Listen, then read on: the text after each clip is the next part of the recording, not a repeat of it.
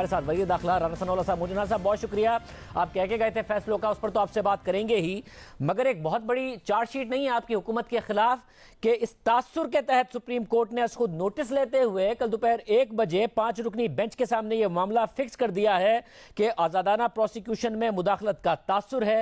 मुजरिमाना मामला की तहकीकात और जेर इल्तवा मुजरिमाना मामला जिसमें ऐसे बाअसर लोगों के मुकदमा शामिल हैं जो मौजूदा हुकूमत में हैं, इसमें मुदाखलत का खदशा है, इसका नोटिस ले लिया सुप्रीम कोर्ट ने।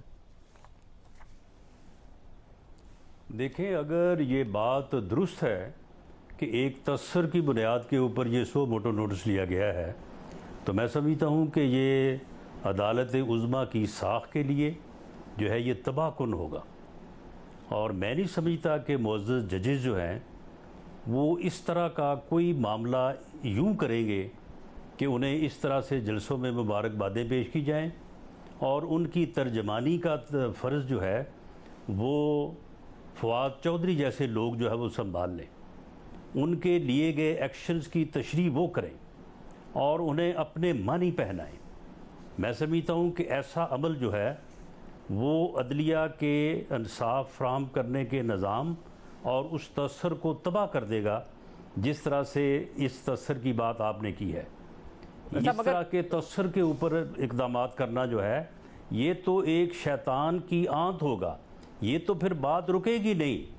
अगर एक आदमी की अपनी ज़ात नहीं, उसका कोई अजीज़, उसके अजीज़ का कोई अजीज़, उसके अजीज़ों का कोई अजीज़ जो है वो भी अगर फिर किसी तरह से किसी जगह पे बैठा होगा तो उससे भी ये तसर लिया जा सकेगा, क्योंकि उसका अजीज़ और उसके अजीज़ों का एक अजीज़ जो है वो फलां जगह पे बैठा है तो लिहाजा वो असरअंदाज हो सकता है। मगर इसमें मसला है राना साहब, तसर जो है ना तो इसे कायम किया जा सकता है, ना ही इसका कोई अजाला करने की जो है कोई तदबीर जो है वो की जा सकती है। राना साहब, मसला अजीज़ों का नहीं है ना, क्योंकि मसला ये है कि इस मुल्क के वज़ीर आज़म और इस मुल्क के जो सबसे बड़े सूबे हैं उसके वज़ीर आला के खिलाफ मुकदमात हैं और उस मुकदमात में जो FIA के ऑफिसर हैं वो आपके आने से पहले अचानक छुट्टी पर जाते हैं, हार्ट अटैक हो जाता है। इमरान खान साहब एक अलग इल्ज़ाम लगा रहे हैं, प्रोसिक्यूशन आप लोगों की तरफ से बदल दिया जाता है। प्रोसिक्यूटर FIA के उस केस में जो मनी लॉन्ड्रिंग का केस है शहबाज शरीफ साहब के खिलाफ और हमजा शहबाज के खिलाफ, उसकी वजह से ये तासुर पैदा हो रहा है और उस तासुर पर नोटिस हो रहा है, क्योंकि किसी केस का हवाला नहीं दिया है तो मैं भी अज्यूम करके इस तासुर की बात कर रहा हूं। नहीं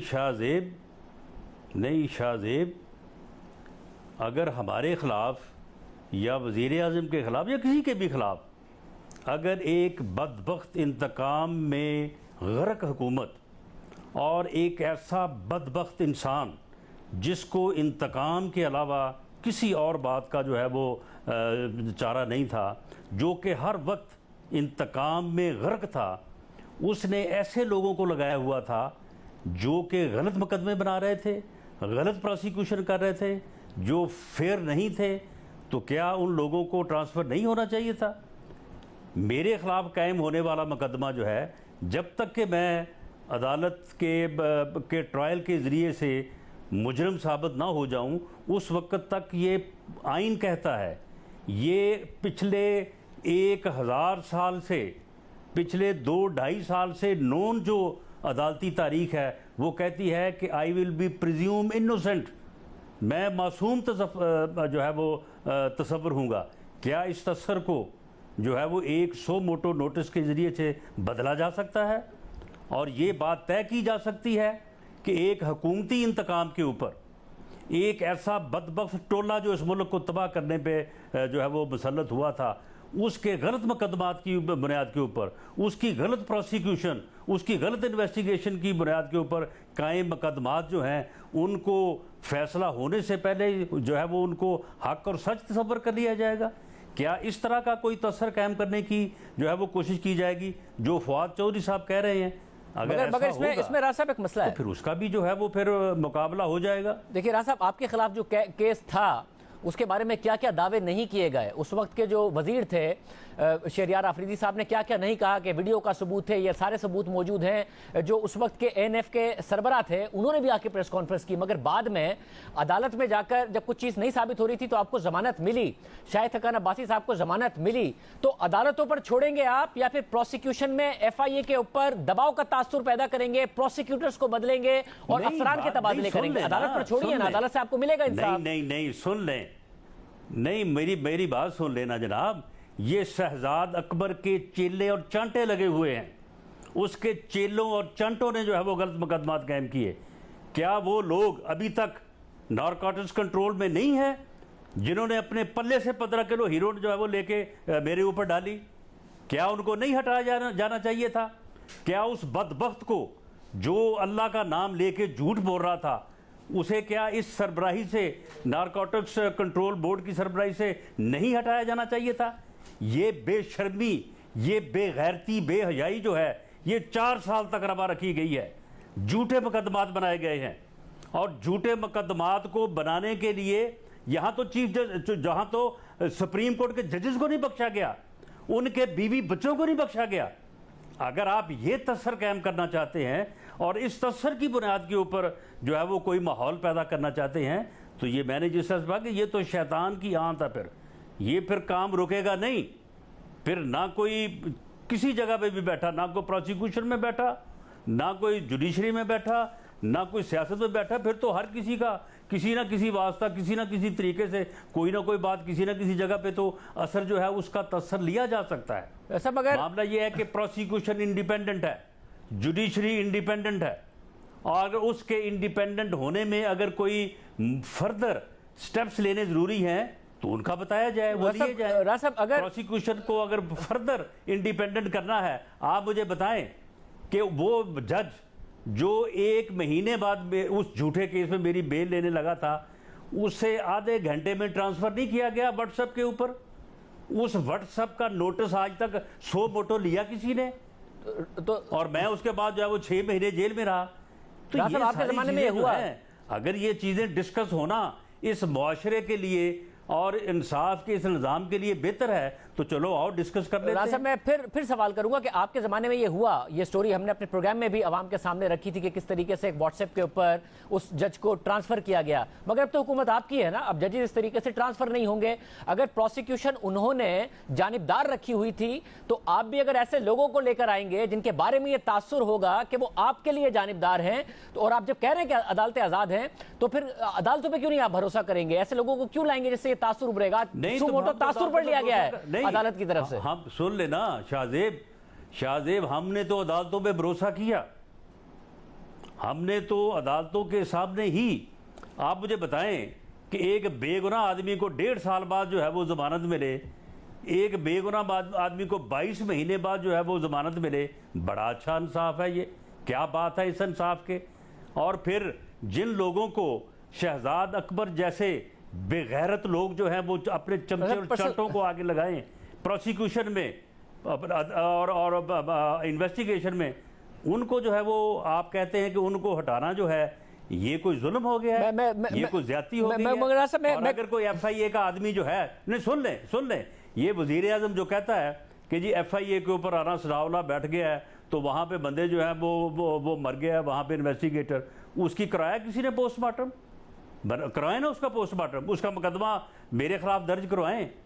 बिल्कुल मैं वेलकम करूंगा उसको। मैं इन्वेस्टिगेशन के सामने भी, अदलिया के सामने। मेरा साहब आगे बढ़ने से पहले मैं आपसे बुनियाद के ऊपर आप हमें जो है वो मुजरिम साबित होने से पहले मुजरिम के जो है वो खाने में। आगे बढ़ने से पहले मैं आपसे हम भी सोशल मीडिया पे ऊपर झूठे ट्विटर जो है ना, यानी बेहया किस्म के, बेगैरत किस्म के ट्विटर और वो क्या कहते हैं उसको, पोस्टें लगा सकते हैं। हम भी आगे बढ़ने से पहले मैं आपसे ये दरख्वास्त करूंगा साहब कि आप अगर दलील से बात कीजिएगा बजाय इसके कि किसी शख्स के बारे में जाती ऐसे अल्फाज इस्तेमाल करें जो आपने किए। मैं उम्मीद करूंगा कि आप, और रिक्वेस्ट करूंगा आपसे कि दलील से बात कीजिएगा। एक तासुर ये उन्होंने कहा कि जी मीडिया रिपोर्ट्स के मुताबिक कि आप नैब कवानीन बदलने जा रहे हैं। क्या नैब कवानीन आप बदलने का इरादा रखते हैं, और रखते हैं तो फिर आगे कल अदालत को क्या जवाब देंगे अगर अदालत आपसे सवाल करती है कि वो इसलिए नहीं है कि आपको अपने केसेस में फायदा हो जाए? तासुर तो इमरान खान साहब ने पैदा किया, वो कहते हैं आप आए इसलिए कि अपने केसेस खत्म करें सारे के सारे। देखें शाहजेब, कानून बदलना, कानून बनाना जो है ये पार्लियामेंट का काम है, कौमी असम्बली का काम है, सेनेट का काम है। अगर हम कोई ऐसी तरमीम करते हैं जो किसी के बुनियादी हकूक़ के मुनाफी है, जो इंसाफ के बुनियादी तकाज़ों के मुनाफी है, जो प्रोसिक्यूशन की आज़ादी के मुनाफी है, जो अदलिया की आज़ादी पे हर्फ लाती है, अदालत उसका नोटिस ले, उसको गैर आईनी करार दे दे। ये इससे पहले इस्लामाबाद हाई कोर्ट में चीफ जस्टिस नल्ला साहब ने किया नहीं है। तो सर मगर अब अदालत ने तासुर पर ले लिया नोटिस कि आप ऐसा कुछ कर सकते हैं, इसके तासुर पर अब नोटिस ले लिया है, तो अदालत में क्या जवाब देंगे? देखें, मैं समझता हूं कि ये फवाद चौधरी ने जो सुप्रीम कोर्ट की तर्जमानी का जो है वो हक संभालते हुए उन्होंने जो कहा है ये गलत है, ऐसा नहीं हुआ होगा और तस्सर की बुनियाद के ऊपर ये सो मोटो नोटिस नहीं हुआ होगा। नहीं, ये फवाद चौधरी ने नहीं कहा, और राना साहब फवाद चौधरी ने नहीं कहा। राना साहब मैंने आपके सामने मुल्क की इस कौम की, राना साहब ऐसा ही हुआ है, मैंने आपको सामने जो पढ़ा है वो नहीं है, वो बाकायदा तौर पर सुप्रीम कोर्ट की प्रेस रिलीज है। फवाद चौधरी की तो ट्वीट बताई है, जो आपके सामने पूरी की पूरी बात बताई गई है, पढ़ी गई है, वो तो सुप्रीम कोर्ट की बात है कि सुप्रीम कोर्ट ने कहा कि तासुर पर नोटिस लिया गया है। तस्सर के बार नोटिस जो है वो, अगर तो वो तस्सर सिर्फ हवाई तस्सर है, वो सोशल मीडिया के जरिए कायम हुआ है, तो ये तस्सर कल को जो है वो अदरवाइज कायम हो जाएगा। देखते कि कल अदालत अगर किसी एविडेंस पे ऊपर बेस करता है तो फिर उसको जो है वो जो है उसको फिर देखा जाएगा। देखते एक मौजूद जज की सिफारिश, और अदलिया के एक मौजूद जज की सिफारिश पर इस तासुर की बुनियाद पर उन्होंने नोटिस लिया। मगर मुझे आगे ये बता दें राना साहब कि आप लोग पहले देखें मौजूद जजेस, अब जो कल फैसला आया है उसमें जहां पे 3 जजेस बहुत मोअज़्ज़ज़ हैं, वो 2 भी बड़े मोअज़्ज़ज़ हैं, दोनों की बात में इख्तलाफ है। 2 कहते हैं कि जनाब ये आइन री राइट करने वाली बात है, और आइन को री राइट करना जो है वो ये कोई छोटी बात नहीं है। राजा फिर मुझे ये बता दें, साथ में हवाले से भी देखा जाए, मुझे साथ में ये बता दें, आज भी आप लोग फैसला नहीं कर पाए हैं, आप लोगों ने ये मुल्क चलाना है शहबाज शरीफ साहब ने या नहीं चलाना है? पहले उन्होंने कहा कि हम फैसला करेंगे, फिर कहा लंदन में जाके करेंगे, लंदन में आपने कहा इत्यादियों से मिलकर करेंगे, इत्यादियों ने भी आपको हाँ कह दी, उसके बाद खबर आई कि अब इदारों से बात करके करेंगे। मतलब क्या सही साबित नहीं कर रहे शहबाज शरीफ साहब कि वो मेट्रो बनाने का, सड़क बनाने का तो फैसला कर सकते हैं, वजीर आला तो अच्छे हो सकते हैं, वजीर आजम अच्छे नहीं हो सकते हैं, पॉलिसी फैसले उनके बस की बात नहीं है? नहीं, वो वजीर आजम बहुत अच्छे हो नहीं सकते, बल्कि वो बहुत अच्छे वजीर आजम हैं।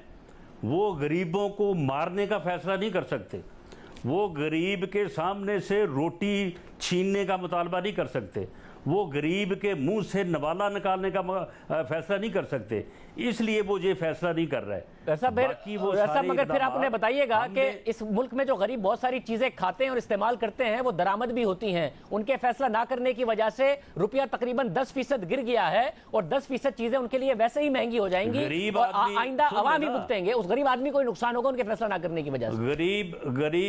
गरीब आदमी जो रूखी सूखी खाता है उसमें कोई चीज बाहर से बरामद होके नहीं आती। इन चीजों को इस मुल्क में तेल से लेके, पेट्रोल से लेके, पकाने के तेल से लेके, दालों तक बहुत सारी चीजें दरामद होती हैं। देख सुन लेना, आप गंदम भी दरामद करने जा रहे हैं, आज ही आपने फैसला किया है, तो गरीब आदमी इस्तेमाल करता है। तो ये तो इस बदबख्त टोले की तबाही है ना, ये बदबख्त टोला जो इस मुल्क पे मुसल्लत रहा है। जब हम गए थे तो हम सब्सिडी दे के गंदम जो है वो एक्सपोर्ट कर रहे थे, ये जो है ये बदबख्त टोला आया तो अब गंदम भी अब जो है वो इम्पोर्ट करनी पड़ रही है। देखिए मामला ये है कि हमारी जमात की एक राय थी, उस राय को हम अपने लीडर के सामने बैठ के उसके ऊपर हतमी फैसला करना चाहते थे।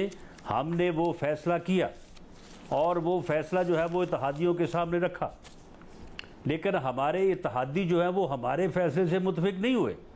देखिए ना, जो हकीकत है वो आई जाती है सामने। हमारे इत्तेहादियों ने हमारी राय की तायीद नहीं की। हम अपने किसी इत्तेहादी को सरप्राइज नहीं देंगे, हम उनके साथ मिल के फैसला करेंगे।